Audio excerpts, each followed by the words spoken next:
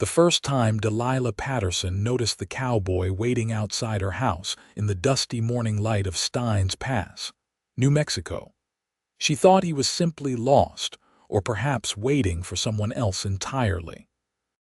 It was the spring of 1882, and the small desert town hugged the Arizona border with a stubbornness that matched its residents. Delilah had moved here 6 months earlier after her father's death, inheriting his modest boarding house on the edge of town. At 23 years old, she ran the establishment alone, serving breakfast to miners and ranch hands who paid their weekly rates with coins that smelled of copper and sweat. Her days began before sunrise, kneading bread dough while the desert air still held a chill, and ended long after the last lantern was extinguished in the parlor. That first morning when she saw him, she was carrying a bucket of water from the well. The cowboy sat astride a sorrel horse perhaps 50 feet from her front gate, his hat pulled low, his posture relaxed but alert. She paid him little mind beyond a brief glance, assuming he would move along once his business in town was concluded. The second morning he was there again. Same spot, same horse, same stillness. Delilah paused at her doorstep, shielding her eyes against the rising sun to get a better look. The man remained motionless, offering no greeting, no explanation. She felt a flutter of unease but pushed it aside. Steins Pass was small enough that everyone knew everyone's business, yet large enough to attract drifters and strangers passing through on their way to Silver City or Lordsburg. By the 5th morning, the cowboy's presence had become impossible to ignore. Her boarders began to comment on it over breakfast.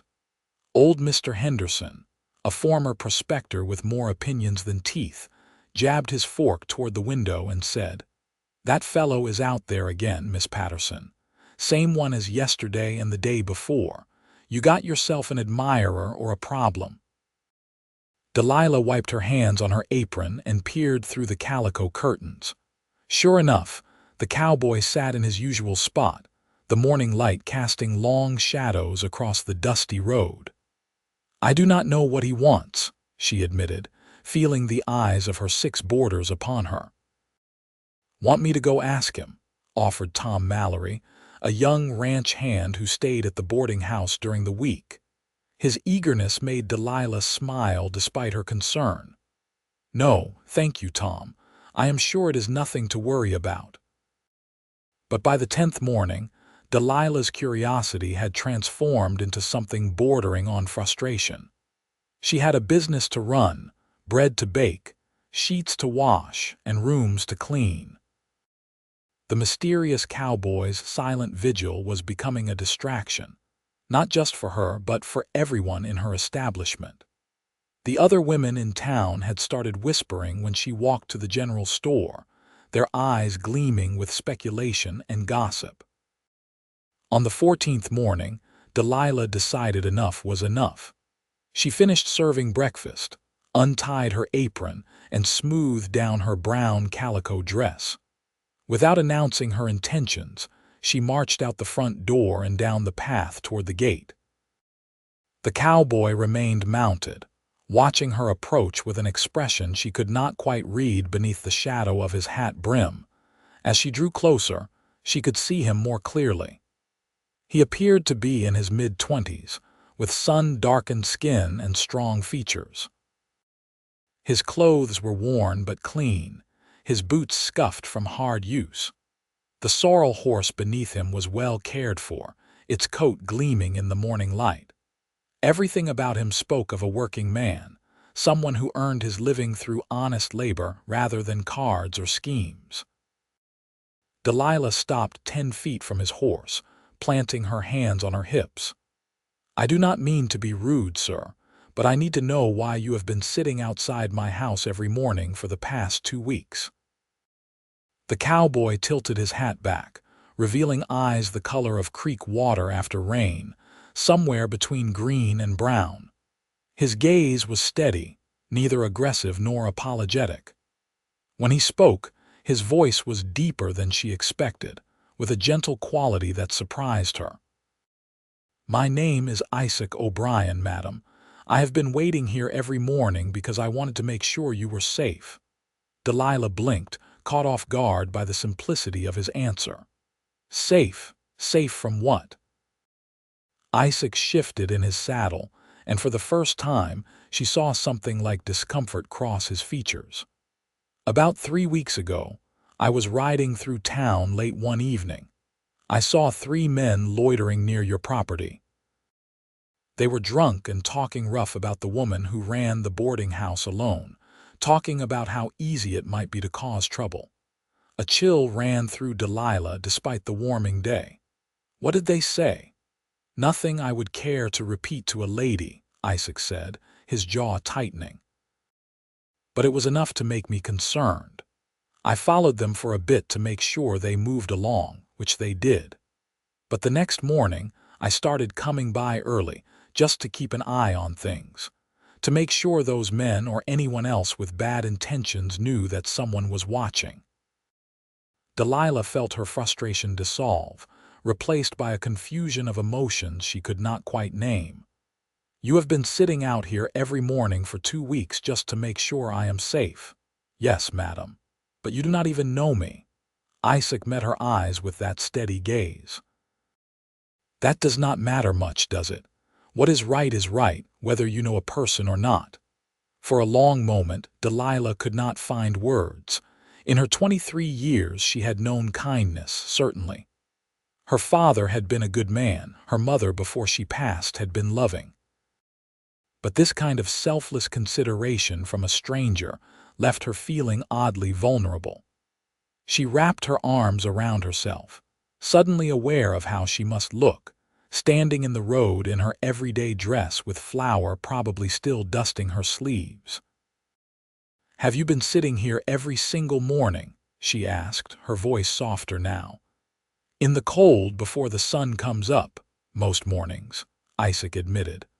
"I work at the Running Creek Ranch about 3 miles north. I ride in early, stay until I am sure you are up and about with people around, then head to work. I come back in the evenings too, just to ride past and make sure everything looks settled." "You ride 6 extra miles every day, and you have been late to work for 2 weeks, just to watch over someone you have never even spoken to."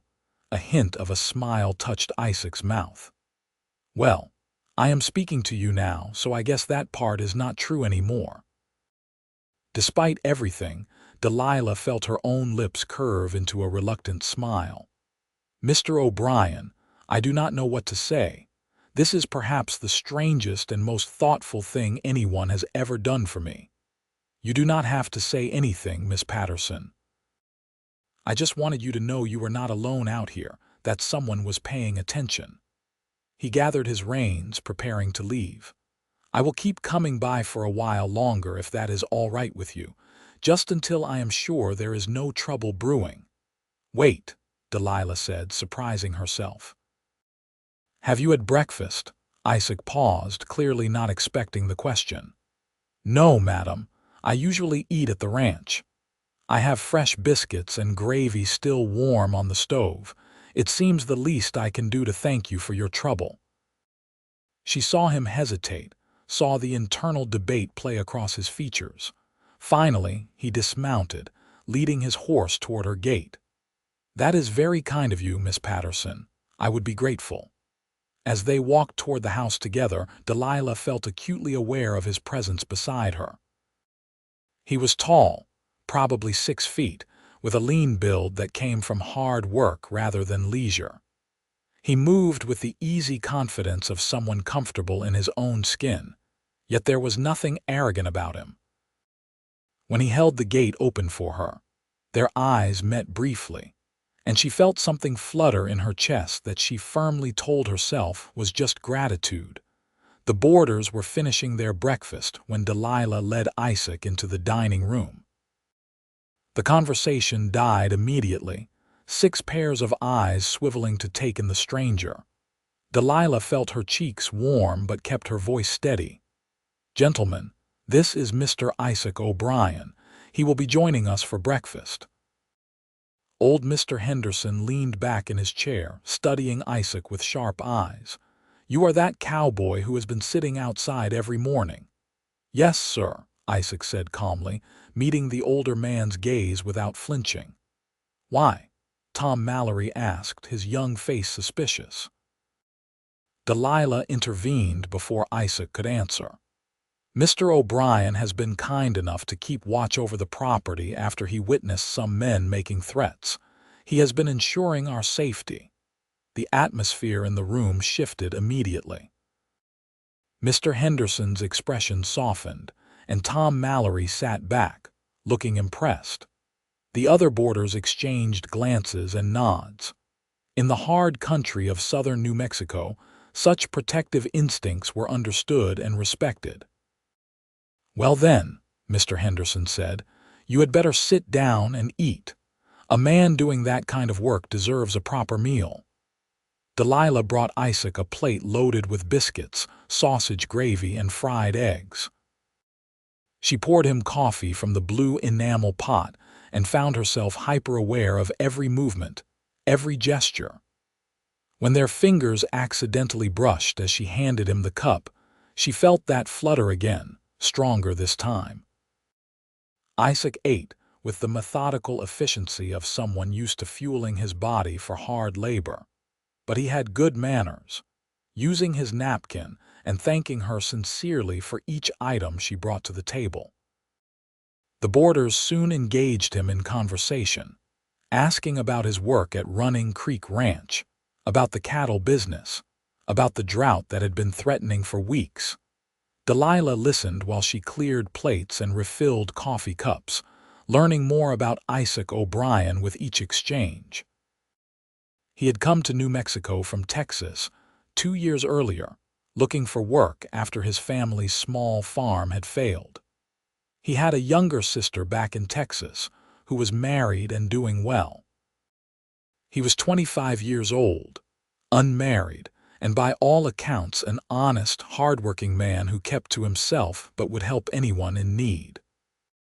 When breakfast was over and the boarders had dispersed to their various jobs, Isaac stood and carried his own plate to the kitchen, something none of her regular boarders ever did. "You do not have to do that," Delilah protested, but she was touched by the gesture. "My mama taught me better than to leave a mess for someone else," Isaac said simply, setting the plate by her washing basin. He stood awkwardly in the kitchen doorway, seeming uncertain. "Thank you for breakfast, Miss Patterson. That was about the best meal I have had in a long while." "You are welcome, Mr. O'Brien, and thank you again for watching over us, over me."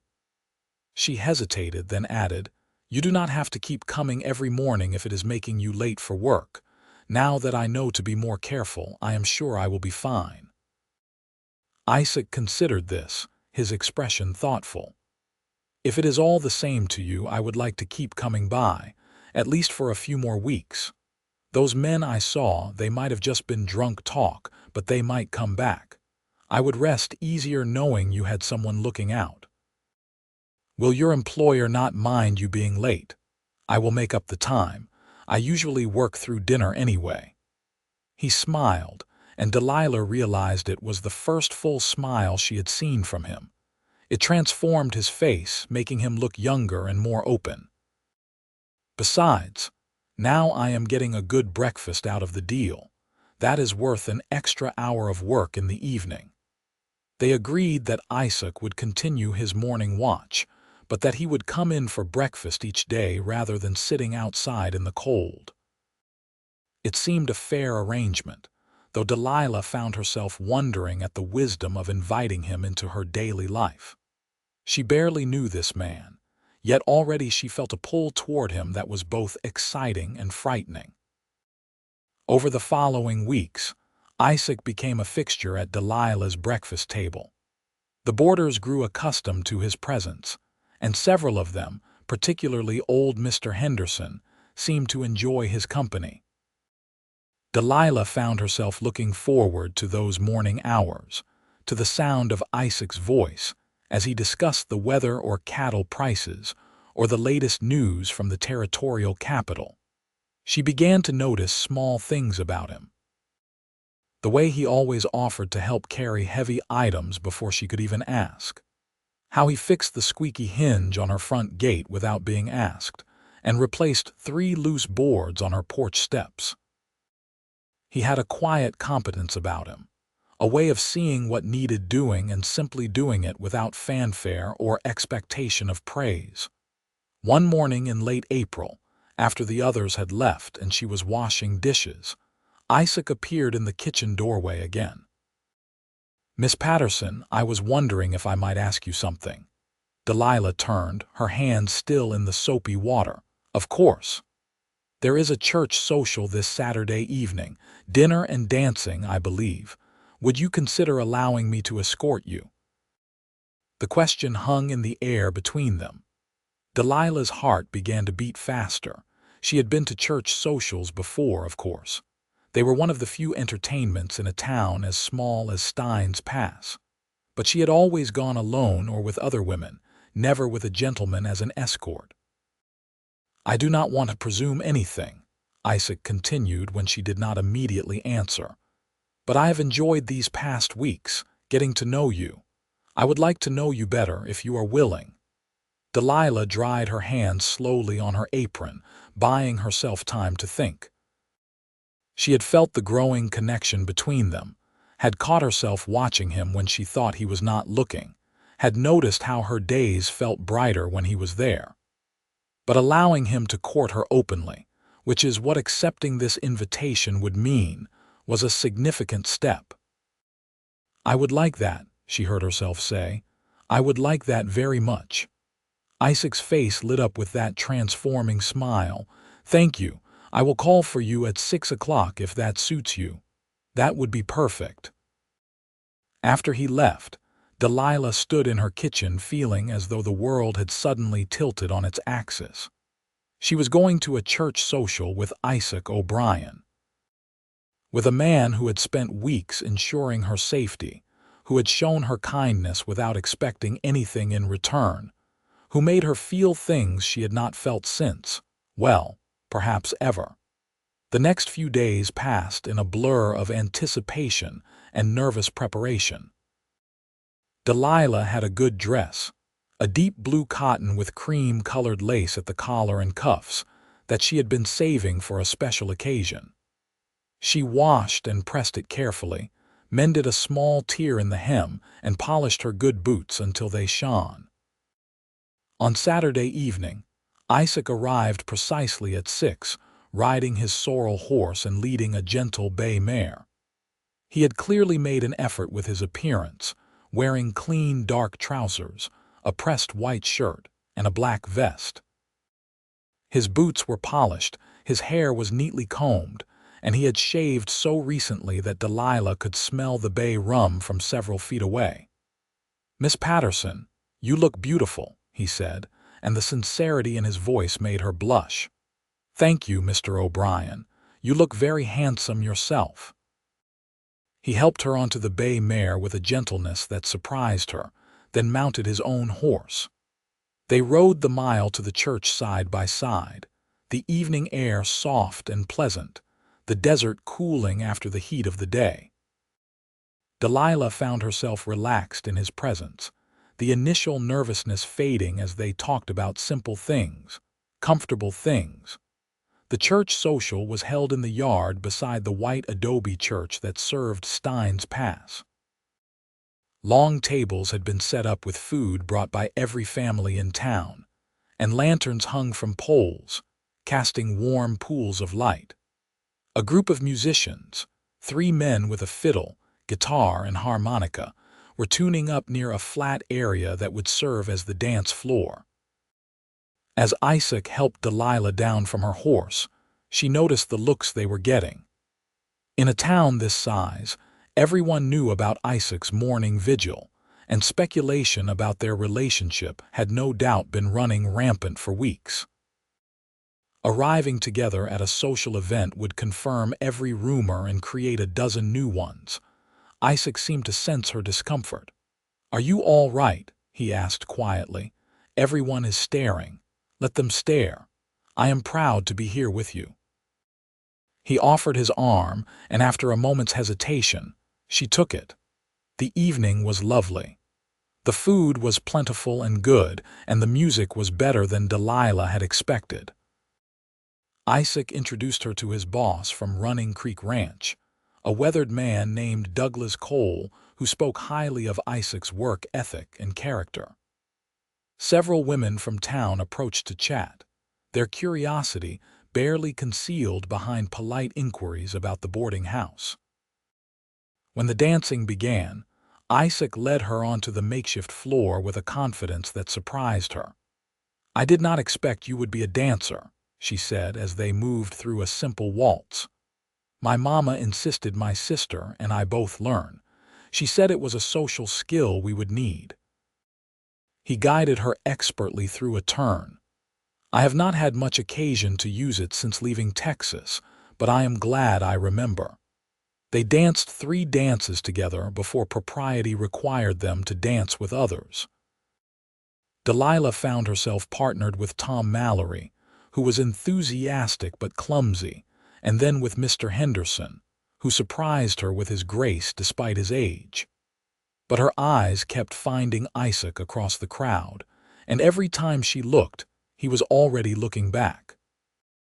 During a break in the music, they walked to the edge of the lantern light, where the desert stretched out dark and vast under a sky filled with more stars than seemed possible.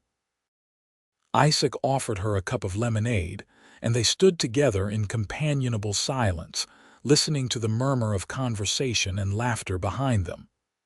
"I am glad you came with me tonight," Isaac said. "I know it means people will talk." "People always talk," Delilah replied.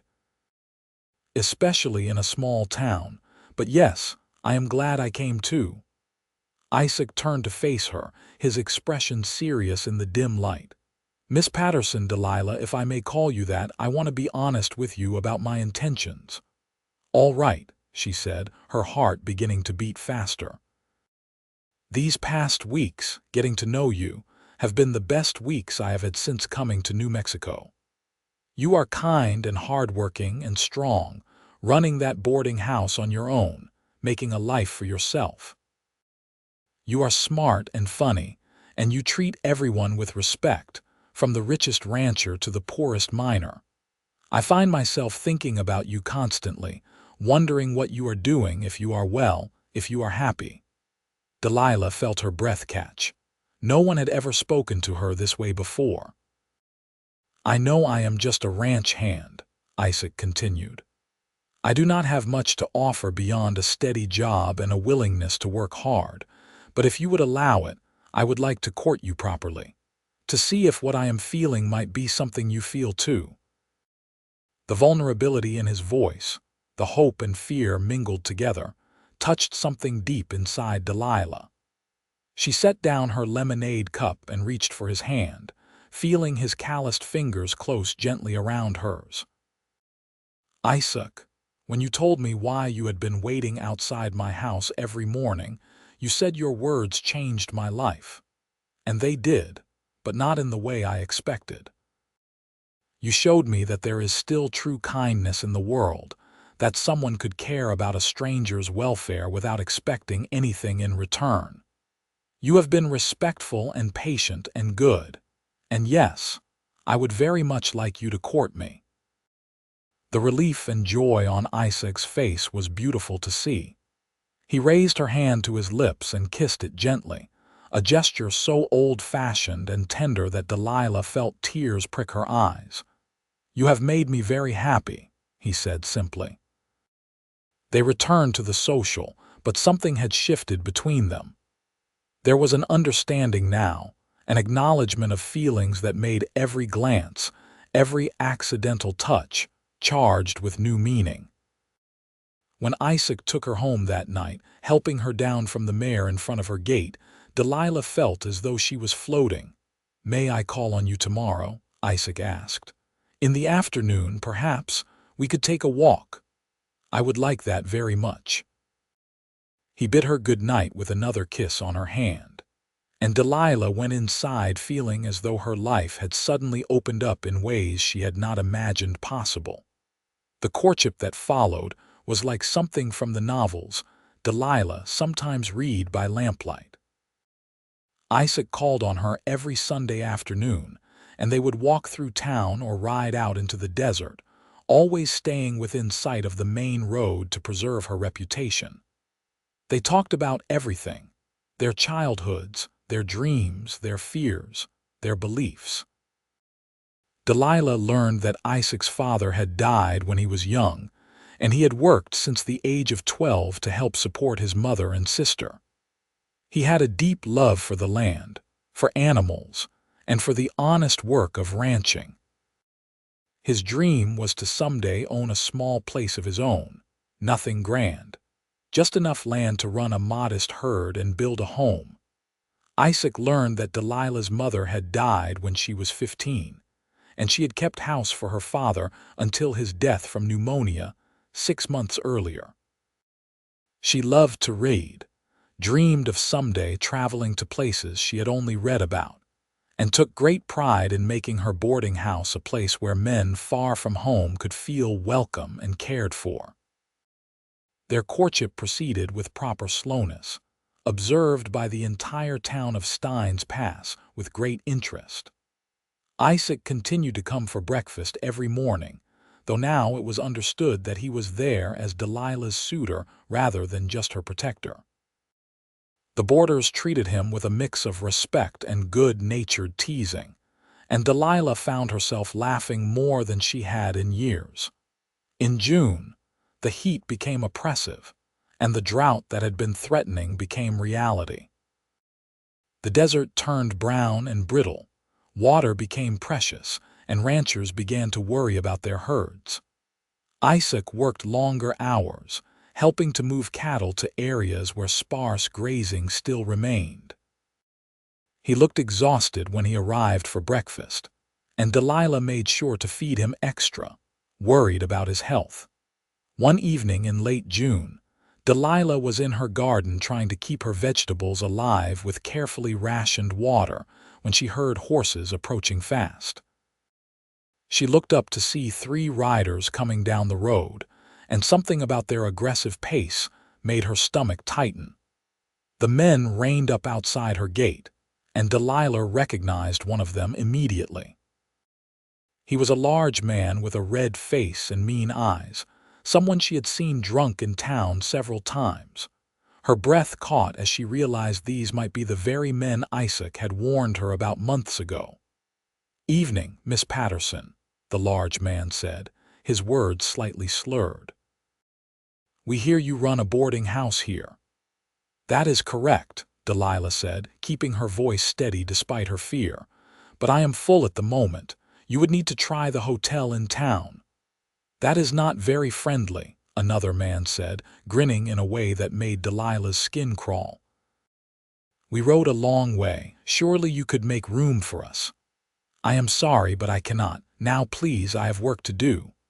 The large man dismounted and the other 2 followed suit. Delilah felt panic rising in her throat. Her boarders were all still at work. She was alone. "We have been hearing about you," the large man said, taking a step closer. "Pretty widow woman all alone running this place by herself. That must get lonely." "I am going to have to ask you to leave," Delilah said, backing toward her house. "Right now. What if we do not feel like leaving?" Suddenly, a familiar voice cut through the evening air. "The lady asked you to leave." Delilah turned to see Isaac riding up fast, his face set in hard lines she had never seen before. He dismounted in one smooth motion, positioning himself between Delilah and the 3 men. "Well, if it is not the guardian angel," the large man sneered. "We wondered if you were still sniffing around here." "Get on your horses and ride out," Isaac said, his voice quiet but carrying an edge that made Delilah shiver. "Right now, while you still can." "There are 3 of us and 1 of you," one of the other men pointed out. "That is true," Isaac acknowledged. But I am sober, you are drunk, and I promise you that I will hurt at least two of you badly before you take me down. The question is, which two? His eyes moved deliberately from face to face. Are you willing to find out? The tension stretched like a wire pulled too tight. Delilah held her breath, her hands clenched into fists. She saw the three men exchange glances, saw uncertainty flicker across their faces. They were bullies and cowards, brave only when they felt safe and in control. "This is not worth it," one of the smaller men muttered. "Let's go to town." The large man held Isaac's gaze a moment longer, then spat in the dust. "Your protective cowboy will not always be around, Miss Patterson." "Yes, I will," Isaac said flatly. "That is a promise." The three men mounted and rode away, their retreat more dignified than their arrival but still clearly a retreat. Isaac did not relax until they had disappeared from sight. Then he turned to Delilah, his expression transforming instantly from hard to concerned. "Are you all right? Did they touch you?" "No, I am fine. You got here in time." Her voice shook despite her best efforts. "How did you know to come?" "I did not. I finished early and wanted to see you." He reached out and gently took her hands, which were trembling. "I am so sorry. I should have made sure those men left the territory months ago." "This is not your fault," Delilah said firmly. "You saved me, Isaac. Again." That night, after her boarders had returned and heard about what happened, a meeting was called. The 6 men sat in Delilah's parlor with Isaac, their faces serious. "Those men will come back," Mr. Henderson said bluntly. "Men like that always do, especially now that they have been embarrassed." "We need to make sure Miss Patterson is never alone," Tom Mallory said. "We should organize a schedule." "I appreciate that," Delilah said, "but you all have jobs. I cannot ask you to guard me constantly." "You are not asking," Mr. Henderson said. "We are offering. You have given us a good home here, treated us fair, and fed us well. It is the least we can do." Isaac had been quiet, but now he spoke. "There is another solution." Everyone turned to look at him. "Miss Patterson and I could marry." The room fell silent. Delilah's heart stopped, then started again with a painful thud. Isaac stood and crossed to where Delilah sat, kneeling in front of her chair so they were at eye level. "I know this is not the romantic proposal I had imagined, and I know we have only been courting for 2 months. But I love you, Delilah. I have loved you since the first time I saw you carrying that water bucket, looking so strong and determined. I want to spend my life protecting you, caring for you, making you happy. If we were married, I would move in here and you would never be alone." Those men would think twice about bothering a married woman with her husband in the house. Delilah felt tears streaming down her face. "Isaac, I cannot let you marry me just to protect me. That is not fair to you. You are not letting me do anything. I am asking because I want to, because I have wanted to since before this incident happened." He took her hands, his grip warm and sure. "I love you. Do you love me?" "Yes," Delilah whispered. "Yes, I love you. Then marry me. Not because you need protection, though you do. Not because it is practical, though it is. Marry me because we love each other and because life is too short and uncertain to wait for the perfect moment." Delilah looked into Isaac's eyes and saw her future there. She saw morning breakfasts and evening walks. She saw children running through her garden and growing old together on the porch. She saw love, real and solid and true. "Yes," she said. "Yes, I will marry you." The boarders erupted in cheers and applause. Mr. Henderson produced a bottle of whiskey he had been saving, and they toasted the engaged couple. Tom Mallory pumped Isaac's hand enthusiastically, and the other men clapped him on the back, welcoming him into their makeshift family. That night, after everyone had gone to bed, Isaac and Delilah sat on the porch in the cool darkness, his arm around her shoulders, her head resting against his chest. "Are you sure about this?" Delilah asked. "Marriage is a big step." "I have never been more sure of anything in my life," Isaac replied. "Have you changed your mind?" "No, I was just making sure you had not." They sat in comfortable silence, listening to the desert night sounds, the distant howl of a coyote, the chirp of crickets. "When I first saw you sitting outside my house," Delilah said, "I thought you were strange, maybe even threatening. I never imagined you would become the most important person in my life." "When I first saw those men talking about you," Isaac replied, "I knew I had to do something. I told myself it was just about doing the right thing. But looking back, I think I was already falling in love with you, even before I knew who you were. Maybe I saw you around town, or maybe it was just fate putting me in the right place at the right time. Do you believe in fate? I do now." They were married 2 weeks later in the white adobe church, with what seemed like the entire town of Steins Pass in attendance. Delilah wore a dress of ivory silk that had been her mother's, carefully preserved and altered to fit. Isaac wore a new black suit that he had saved 3 months to afford, and when he saw Delilah walking toward him down the aisle, the love in his eyes made her feel like the most beautiful woman in the world. The ceremony was simple, but heartfelt. Reverend Matthews, who had been serving the territory for 30 years, spoke about love and commitment, about the sanctity of marriage, about building a life together through good times and hardship. When Isaac slipped the simple gold band onto Delilah's finger, his hands were shaking slightly, and when they kissed to seal their vows, Delilah felt as though her heart would burst with happiness. The reception was held at the boarding house, which Delilah's boarders and several town women had decorated with wildflowers and ribbons. There was food and music and dancing, and even the 3-piece band from the church social played. Douglas Cole, Isaac's boss, gave them a generous monetary gift and a promise of a raise for Isaac, acknowledging his value as a worker. The community had rallied around them, and Delilah felt surrounded by love and goodwill. As the sun set and the party continued, Isaac led Delilah away from the crowd, stealing a private moment in her garden. "Hello, Mrs. O'Brien," he said, pulling her close. "Hello, Mr. O'Brien," she replied, smiling up at him. "How does it feel to be married? Perfect. Absolutely perfect." He kissed her then, a long, deep kiss that promised all the passion and devotion of their future together. When they finally pulled apart, both breathless, Delilah laughed with pure joy. "What is funny?" Isaac asked, grinning. "I was just thinking about how different my life is now compared to 6 months ago. Back then, I was alone, running this boarding house, just trying to survive each day.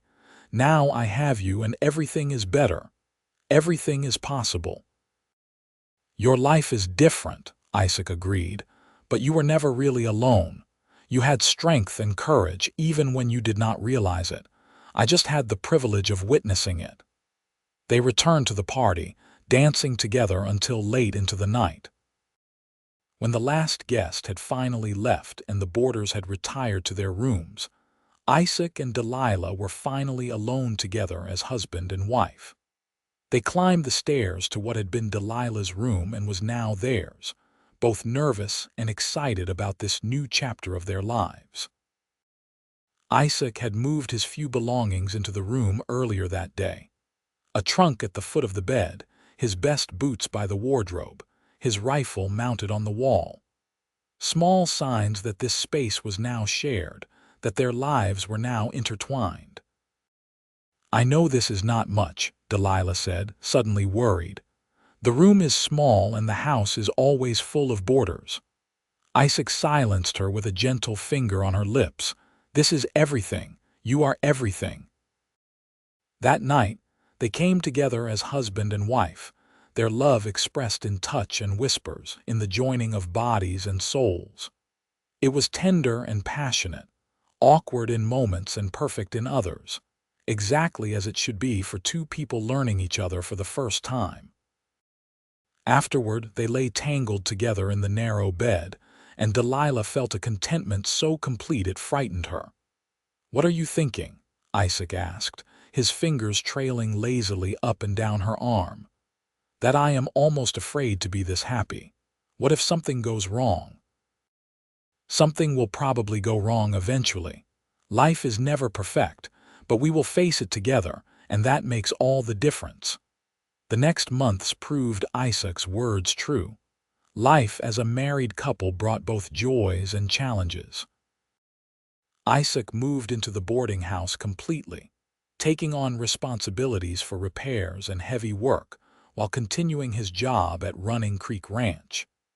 The boarders adjusted well to having him as a permanent presence, and the house felt more secure with a man in residence. The three men who had threatened Delilah were seen around town a few times, but never approached the boarding house again. Apparently, word had spread that Delilah Patterson was now Delilah O'Brien, with a husband who was known to be both capable and devoted. The unspoken threat was enough to keep trouble at bay. As summer turned to fall, Delilah discovered she was pregnant. She told Isaac one evening in October as they sat on the porch watching the sun set over the desert.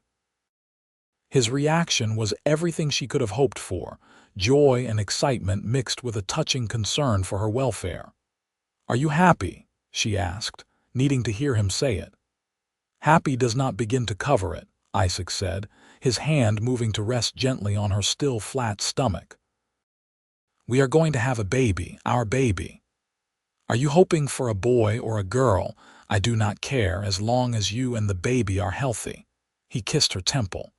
"Though a girl would be nice, a little version of you, or a boy who looks like you."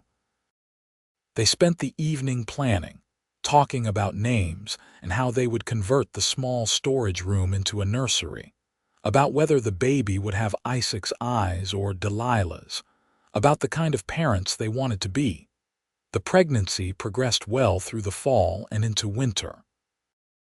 Delilah continued to run the boarding house with Isaac's help, though he insisted she reduce her workload. He took over the heavy tasks completely, and they hired a local widow, Mrs. Sarah Chen, to help with the laundry and cleaning. The boarders, especially Mr. Henderson, were protective of Delilah, treating her like precious cargo. In February, during a cold snap that brought rare snow to the desert, Delilah went into labor. Isaac rode through the snow to fetch the midwife, Mrs. Harrison, while Mr. Henderson and the other boarders waited anxiously downstairs. The labor was long and difficult, lasting through the night and into the next day. Isaac held Delilah's hand through it all, his face pale but his presence steady and comforting. Finally, as the sun was setting on that second day, their son was born. He came into the world with a lusty cry that made everyone in the house cheer. Isaac wept when Mrs. Harrison placed the baby in his arms, this tiny, perfect creature that he and Delilah had created together. "He looks like you," Delilah said tiredly from the bed, watching her husband cradle their son. "He has your nose," Isaac replied, his voice thick with emotion. "And look at all this dark hair." They named him James Matthew O'Brien after Isaac's father and Delilah's. James was a healthy, hungry baby who quickly established himself as the center of the household. The boarders doted on him, and even Mr. Henderson, who claimed to have no patience for babies, could often be found rocking James to sleep in the evening. The first year of James's life flew by in a blur of sleepless nights, first smiles, first teeth, and first tentative steps. Isaac proved to be a devoted father, coming home from the ranch each evening eager to spend time with his son. He would play with James on the floor, making silly faces that sent the baby into peals of laughter, or carry him around the property, pointing out horses and chickens and teaching him the names of things. Delilah watched her husband with their son and fell even more deeply in love. This was the life she had dreamed of without even knowing it, a life filled with simple joys and deep contentment. When James was 18 months old, Delilah became pregnant again. This pregnancy was easier, and when their daughter, Rose Elizabeth, was born in the summer of 1885, it felt like their family was complete. Rose was smaller and quieter than James had been, with her father's green-brown eyes and her mother's delicate features. Life settled into a comfortable rhythm. The boarding house continued to thrive, providing a steady income. Isaac had been promoted to foreman at Running Creek Ranch, which came with better pay and more responsibility. They were not wealthy by any means, but they were secure and happy. In the fall of 1886, Douglas Cole approached Isaac with an unexpected offer. He was getting older, he explained, and had no children to leave his ranch to. He wanted to sell a portion of the Running Creek land to Isaac, 200 acres with good water and grazing, at a price Isaac could afford through a payment plan. "Why me?" Isaac asked, stunned by the offer. "Because in the 4 years you have worked for me, you have never given me a reason to doubt your integrity or your work ethic," Douglas said. "You are the kind of man who will steward the land properly, who will build something lasting. That is the kind of neighbor I want." Isaac talked it over with Delilah that night, both of them almost afraid to hope. 200 acres would be enough to run their own cattle operation, to build the life Isaac had always dreamed of. But it would mean taking on debt, working even harder, risking the security they had built. "What do you want to do?" Delilah asked. "I want to do it," Isaac admitted, "but only if you agree. We would be taking a risk." Delilah thought about the cowboy who had sat outside her house every morning, protecting her without expecting anything in return. She thought about the man who had proposed on his knees, offering his whole heart. She thought about the husband and father he had become, devoted and hardworking and true. "Then let us do it," she said. "Together." They bought the land and spent the next 2 years building their dream. Isaac continued to work as foreman for Douglas Cole while slowly developing their own property. With the help of their boarders and friends from town, they built a small house on the land, modest but sturdy, with 3 bedrooms and a wide porch. They started with a small herd of cattle, purchasing breeding stock carefully and growing the herd slowly. The boarding house remained open, now run primarily by Delilah with increased help from Mrs. Chen. It provided steady income while the ranch was being established. The boarders, several of whom had been with them for years now, felt like extended family. In 1888, their 3rd child was born, another son they named Daniel Robert. He was a happy, easy baby, and Rose, now 3 years old, loved helping to care for him. James, at 5, was already showing signs of his father's love for ranching, following Isaac around whenever possible, eager to help with even the smallest tasks. Life was full and busy, and sometimes overwhelming. There were difficult times, droughts that threatened the cattle, a winter so harsh they lost part of the herd, James breaking his arm falling from a fence, Rose suffering through a terrible fever that had them worried for weeks. But through it all, Isaac and Delilah faced each challenge together, their love deepening with each shared trial. On their 10th wedding anniversary, Isaac surprised Delilah by closing the boarding house for one night. Mrs. Chen agreed to watch the children, and Isaac took Delilah to the house on their ranch, which was finally finished enough to move into. The house was simple but beautiful, with wooden floors that gleamed and windows that let in the desert sunlight. Isaac had made much of the furniture himself, working on it during slow winter evenings, each piece crafted with care. There was a kitchen with a new stove, a parlor with comfortable chairs, and bedrooms for each of the children. "What do you think?" Isaac asked nervously as Delilah walked through their new home. "It is perfect," she said, tears streaming down her face. "Absolutely perfect." They made love that night in their new bedroom, in the bed Isaac had built with his own hands, and it felt like a renewal of vows, a celebration of everything they had built together. "You remember the day we met?" Delilah asked afterward, lying in Isaac's arms. "When I marched out and demanded to know why you were sitting outside my house. I remember thinking you were the bravest woman I had ever seen," Isaac said. "Standing there with your hands on your hips, not afraid to confront a stranger. I was terrified. You did not show it." "And do you remember what you said when I asked why you were there?" "I said I wanted to make sure you were safe." "Your words changed my life, Isaac. Not just what you said, but what they revealed about who you are.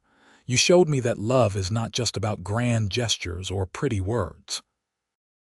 It is about showing up day after day, being present, being faithful.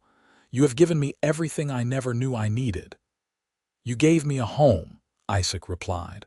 "Not just a house, but a place where I belong, where I am loved. Before you, I was just drifting, working, surviving. You gave me purpose and meaning." They moved into the ranch house the following month, though they kept the boarding house open with Mrs. Chen and her daughter running it. The income was still valuable, and the property in town would be a good inheritance for their children someday. Life on the ranch was different from life in town. The work was harder, the isolation more pronounced. But there was a beauty to it that Delilah had not anticipated. She loved watching the sunrise over the desert from their porch, loved teaching her children about the plants and animals that surrounded them, loved the quiet evenings when it was just their family, no boarders to cook for or rooms to clean. Isaac thrived as a rancher. The herd grew steadily, and his reputation for raising quality cattle spread. Other ranchers began coming to him for advice, respecting his knowledge and experience. He was a fair employer to the few hands they hired, treating them with the same respect he showed everyone. The children grew like desert wildflowers, hardy and strong.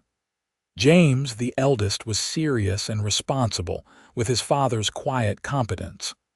Rose was gentle but surprisingly brave, the peacemaker among her siblings.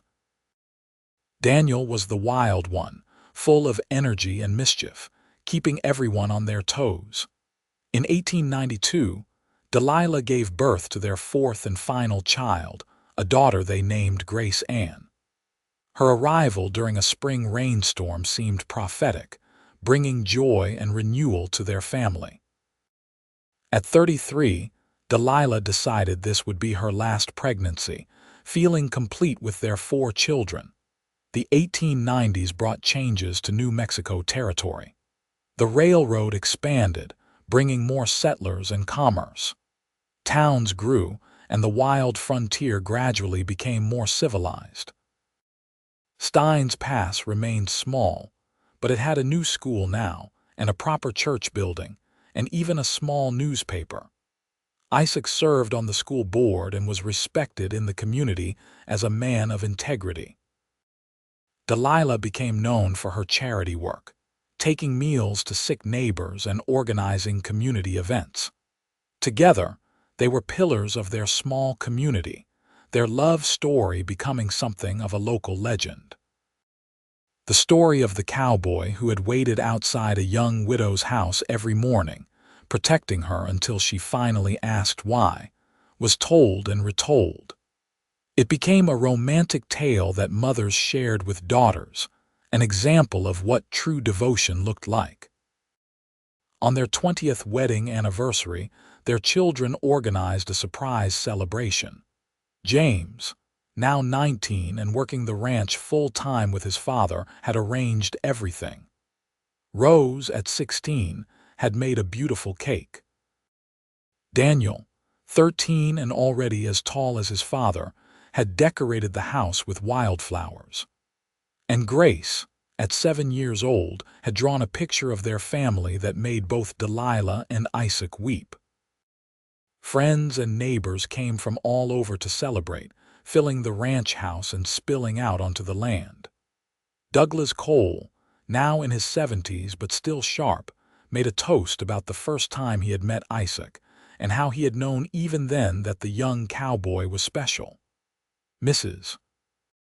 Chen, who had become like a member of the family, spoke about Delilah's kindness and strength.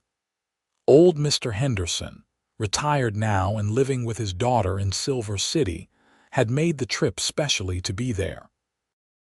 As the celebration wound down and the last guests departed, Isaac and Delilah stood on their porch, watching the sunset paint the desert in shades of gold and red. Their children were inside, the sounds of their laughter and conversation drifting through the open windows. 20 years, Delilah said, leaning into her husband's embrace. It feels like yesterday and forever all at once. Do you have any regrets? Isaac asked. Not a single one. You. Only that I did not speak to you sooner. I should have introduced myself the first morning instead of sitting out there like a fool. Delilah laughed. But then we would not have our story. The mysterious cowboy who waited in the cold desert mornings, protecting a woman he did not even know. I knew enough, Isaac said. I knew you needed help, and I knew I wanted to be the one to provide it. Why, though? Really? You could have just told the sheriff and let him handle it. Isaac was quiet for a moment, considering. I think even then I felt connected to you somehow.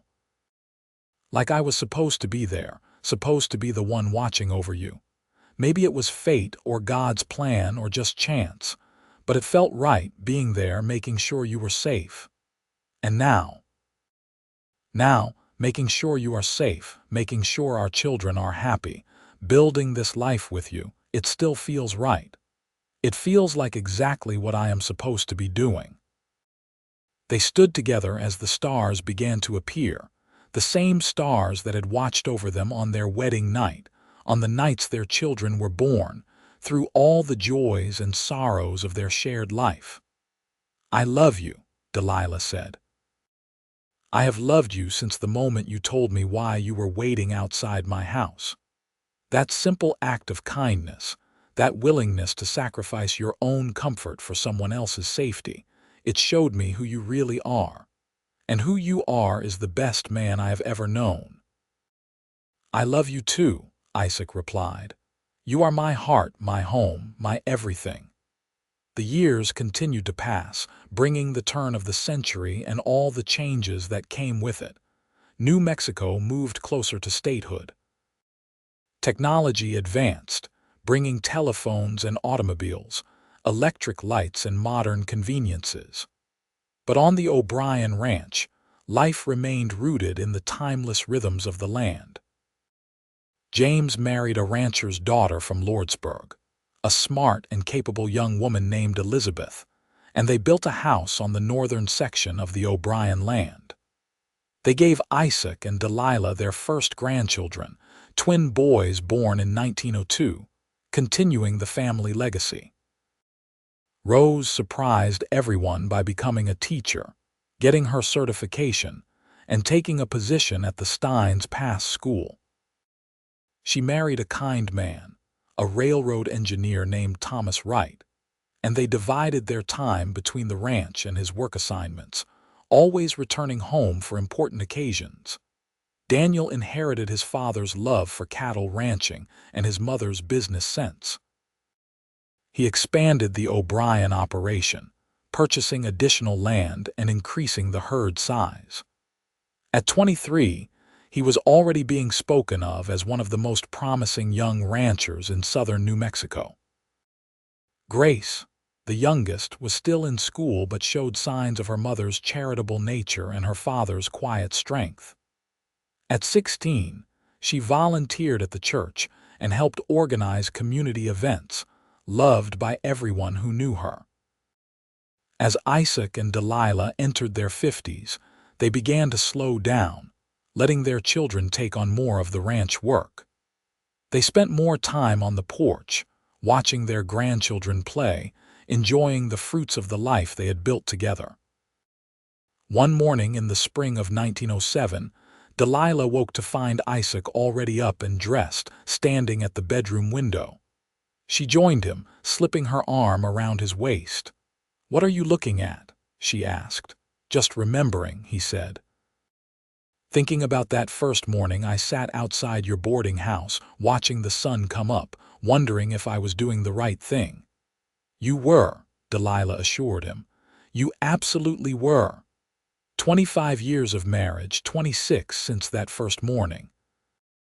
4 children, 5 grandchildren, and hopefully many more years together."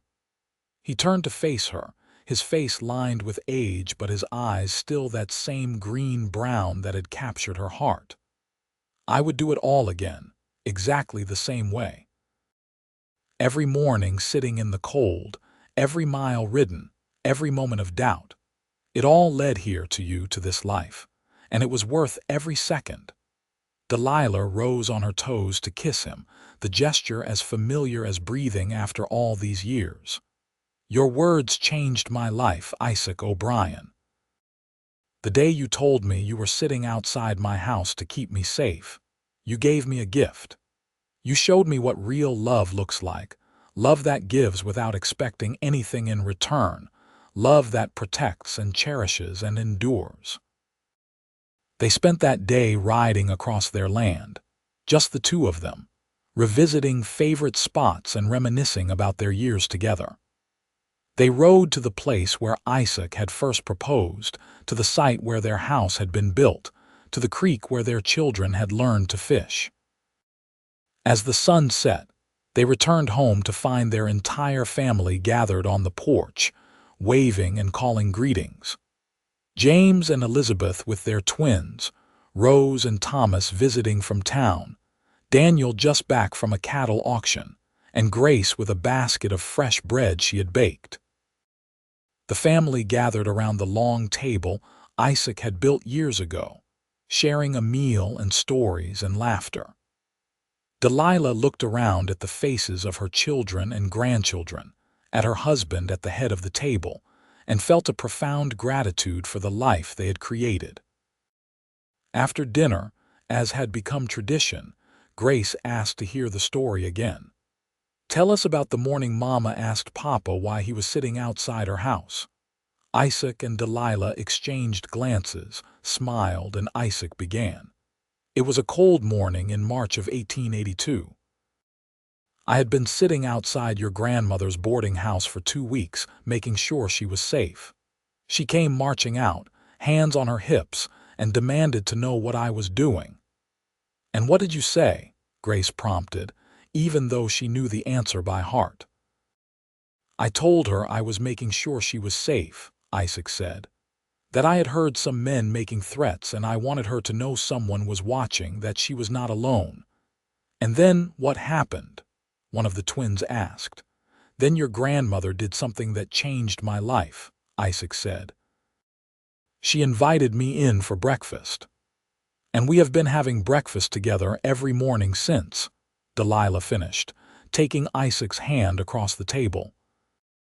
The story continued, as it had been told countless times over the years, the romantic tale of their courtship and marriage, of building a life and a family, of love that had endured through challenges and changes. It was their story, but it was also a legacy they were passing down, a testament to the power of kindness, commitment, and enduring love. As the years rolled on, Isaac and Delilah grew old together with grace and gratitude. They watched New Mexico become a state in 1912, celebrated the marriages of all their children, welcomed more grandchildren and eventually great-grandchildren. The O'Brien Ranch continued to thrive under Daniel's management, becoming one of the most respected cattle operations in the region. In 1920, when they had been married for 38 years, Isaac fell ill with pneumonia. He was 63 years old, and though he fought hard, his body was worn from a lifetime of hard work. Delilah nursed him through the winter, never leaving his side, their children taking turns sitting vigil. On a clear February morning, with Delilah holding his hand and his children gathered around his bed, Isaac spoke his last words. "Every morning I spent watching over you was a gift. Every day we have spent together has been more than I ever dreamed possible. I love you, Delilah. I always will." "I love you too," Delilah whispered, tears streaming down her face. "Thank you for waiting outside my house. Thank you for changing my life." Isaac smiled, squeezed her hand one last time, and closed his eyes for the final time. The funeral was attended by what seemed like half the county. Isaac O'Brien had touched many lives through his integrity, kindness, and dedication to family and community. The church overflowed with mourners, all there to pay respects to a man who had embodied the best qualities of the Old West, qualities that were rapidly disappearing in the modern age. Delilah grieved deeply, but with the strength that Isaac had always admired in her. She took comfort in their children and grandchildren, in the ranch that stood as a testament to everything they had built together, in the memories of nearly 4 decades of profound love. She lived another 15 years, watching her family continue to grow and prosper. She saw her grandchildren grow up and start families of their own. She saw the ranch expand and evolve. She saw the world change in ways that would have been unimaginable in 1882, when a young cowboy first sat outside her boarding house. In 1935, at the age of 76, Delilah O'Brien passed away peacefully in her sleep, in the house that Isaac had built, in the bed they had shared for so many years. Her children, grandchildren, and great-grandchildren mourned her passing, but also celebrated a life well lived, a love story that had become legendary in their family and community. She was buried next to Isaac in the small cemetery behind the church in Steins Pass. Their graves rest under a cottonwood tree, marked by simple headstones that record the basic facts of their lives. Names, dates, the words beloved husband and beloved wife. But their true legacy lives on in the generations that followed, in the ranch that still bears the O'Brien name, in the stories told and retold about the cowboy who waited outside a woman's house every morning until she asked why, and how his words changed her life. The O'Brien family still gathers every year on what would have been Isaac and Delilah's wedding anniversary. They come from all over, some traveling hundreds of miles to spend a day at the ranch, to walk the land their great-great-grandparents homesteaded, to hear again the story of how it all began. The old boarding house in Steins Pass still stands, converted now into a small museum dedicated to preserving the history of the region.